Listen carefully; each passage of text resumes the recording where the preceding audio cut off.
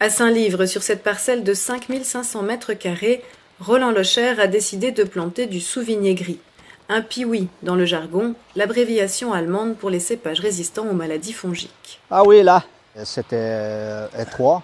Et puis quand on faisait les traitements, il fallait monter, descendre, monter, c'est des trucs de fou. Hein. Là, on va traiter 2 fois, à la place de traiter 13 à 15 fois quand on fait en bio. Donc,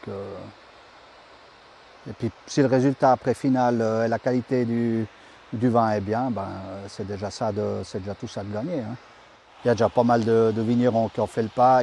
En Suisse allemande, il y a des domaines entiers qui sont faits qu'au cépage résistant. Voilà, c'est des goûts différents, c'est des vins différents. Et puis, mais je pense qu'ils vont trouver leur clientèle, à mon avis. Hein. Ça va jouer. Il avait choisi avant de le savoir, mais depuis décembre 2022, le Souvigné gris fait partie des 41 cépages résistants pouvant donner accès à une aide de 3 francs par mètre carré planté, sous réserve de l'approbation des cantons. À Beauvais, Philippe Borioli consacre quasiment la moitié de sa pépinière de vignes aux cépages robustes, et en Suisse romande, la demande peine à décoller.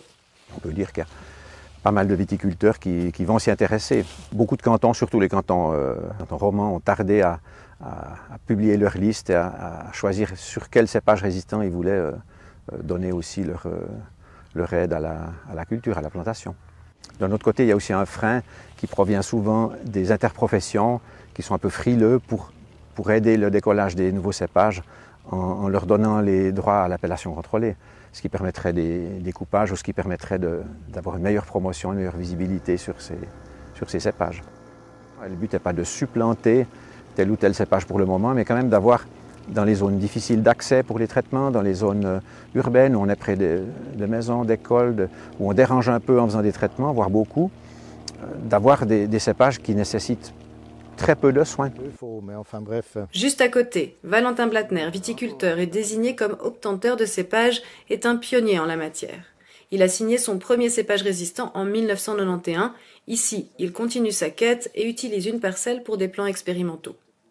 Ici, c'est propre parce que le champignon, elle a poussé plus vite que le champignon. Ici, le champignon est arrivé et puis en bas, c'est de nouveau assez propre. Alors comme ça, on a assez de longueur de plante pour voir où le champignon attaque et éliminer cette plante. Bon, il y a 40 000 différentes pépins avec toujours une autre génétique. Moi, je fais ça pour mon plaisir. Et en plus, c'est clair, si on trouve des plants qui résistent, on peut sauver la viticulture parce qu'on ne peut pas continuer comme on fait maintenant. Je travaille sur toute la planète, il y a beaucoup de gens qui sont avec moi, comme le Philippe. Il ne va pas devenir riche avec ça, mais on a une responsabilité aussi sur cette planète.